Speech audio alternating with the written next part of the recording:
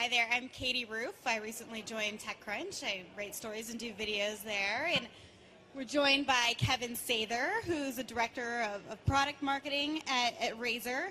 And he has a new laptop here that they just announced this morning. They're marketing it as a laptop for gamers, is that right? And yeah, tell me a little bit more about what this is. Yeah, so this is the Razer Blade Stealth, what we feel is the ultimate ultrabook. And what we really set out to do with this product was create something that was extremely portable for gamers, but allowed them to really expand what they could do with desktop gaming when they got back from being out of the house. And so it's actually two products that we've announced, the Razer Blade Stealth as well as the Razer Core, which is a desktop graphics enclosure that connects with the single cable to it. So these items are sold separately. How much do they cost? You were talking earlier that you're trying to price this competitively. You want to make sure this is an affordable product.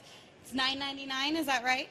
Yeah, so you know, as intriguing as the product is, I think the price point's also one of the most intriguing parts. And really what we're setting out to do is offer a premium ultrabook at a really value price. So at $9.99, we're offering with a Core i7, 8 gigs of RAM, a PCI Express 128 gigabyte SSD, a Quad HD touchscreen display, in a highly mobile form factor. So you get a lot more bang for your buck at that price point, and on the higher end, you'll be hundreds of dollars cheaper than equally configured competitors. And it's on the Windows operating system. So this is more or less a normal laptop, but what is this exactly? It enhances the graphics and the games. Why would someone need this? Yeah, so the Razer Core is designed to work in conjunction with the Razer Blade Stealth. So the concept is you have this great mobile product and you come home and you want to get a lot more graphics power out of your device. Instead of having to juggle two different systems, an Ultrabook and a full-on desktop, what you can do is connect these with a single Thunderbolt 3 cable using the USB Type-C interface, get all the power of a desktop graphics card, all your peripherals are connected into the Razer Core, so it's really quick to convert this notebook into a desktop experience. And this isn't your first notebook. You've had others. What makes this one so much better than the previous versions? Yeah, what makes this different than the rest of the products in our lineup, we have a 14-inch Razer Blade and a 17-inch Razer Blade Pro. Both those have built-in NVIDIA graphics chips, so they're designed for really doing hardcore gaming on the go. What we set out to do with Razer Blade Stealth was kind of separate the hardcore gaming from more the at-home experience, where most people tend to do their hardcore gaming, and then really focus on making this as mobile as possible on the Ultrabook side of it. Intel Capital and also Excel, and then also you announced a partnership with Lenovo a few months ago. Is my mic? You announced a partnership with Lenovo. Sorry about that. So they announced a partnership with Lenovo a few months back. Can you tell me a little bit more about what that is? Yeah, it's really exciting. So at DreamHack just in last November, we announced a partnership with Lenovo. And really what we set out to do was join forces with the #1 PC maker. They have a Y-series gaming lineup of products, which is a great line of products. And what we're doing is we're bringing some Razer technology into that and some Razer know-how when it comes to the software loadout and just experience in marketing and exposing these products to gamers. So you'll find technology like our Razer Chroma in a lot of those products that we're doing with Lenovo. Two of those were announced this morning, the Y900 desktop, which is a great gaming desktop with SLI graphics, an i7 processor, and a really great chassis where you can get in and upgrade it if you want to. And then a 27-inch curved gaming display, which is a really great immersive experience. It's G-Sync capable. It pairs up perfectly with the NVIDIA cards in the desktop. And this isn't the only product you unveiled here at CES. You also have a smartwatch and a webcam. So tell me about this webcam. Yes, so the Razer Stargazer, we're really happy about that one. We partnered up with Intel using the RealSense technology to really make the world's most advanced webcam.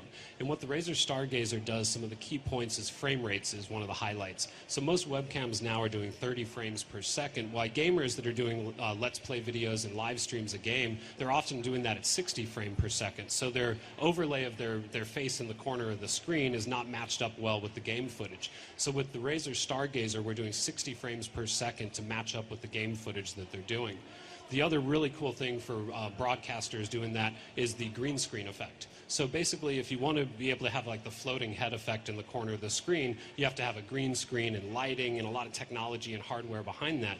Thanks to Intel RealSense, what we can do is actually sense the depth of where they are and virtually eliminate the background from them, creating an instant green screen effect without the hassle and cost of setting up the actual hardware.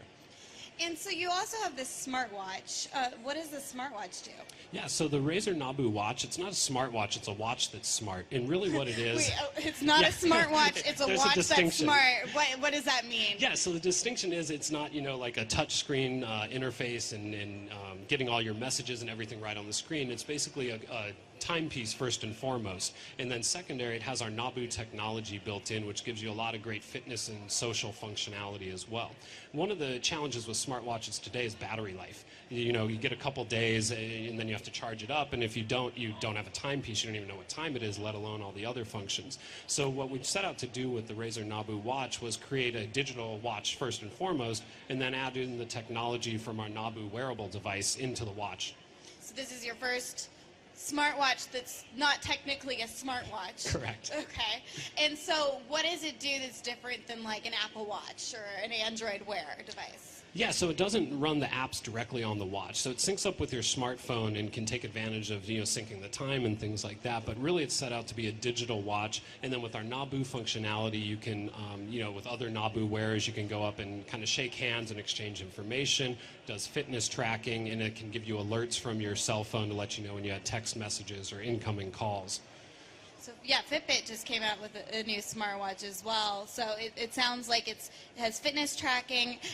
Will you have apps that could be used on this? I mean, is there an operating system, a Razer operating system for the smartwatch? Yeah, so it uses our Nabu technology, and Nabu is basically a wearable device that allows it to sync up with your cell phone, does the fitness tracking, message notification, calls coming in, and basically alerts you to things that are going on your mobile phone.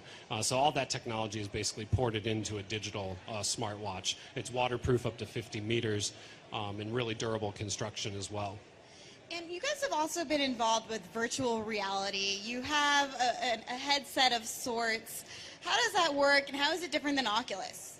Yeah, so with our open source VR, or OSVR for short, what we really set out to do was take all the best hardware and software that was in the VR community and give them a single platform to kind of develop on, really to advance VR so it could become a consumer technology even faster. So what we started shipping last year was our HDK, our Hacker Dev Kit, basically. And it's a head-mounted display that allows people to really configure it however they want. If they want to change out the optics, they can do that. If they want to print it themselves on a 3D printer, we provide the schematics for that. So basically taking that open source mentality into the VR world. All right, and our clock isn't working here, so I have no idea how much time we have left. But this was interesting, learning more about Razer. And coming up, we have Sarah Lane on Crunch Report. We're going to play that video for you here. Hopefully, you all are enjoying your time here at CES, and I look forward to seeing more on what you guys are doing with Razer. Thank you.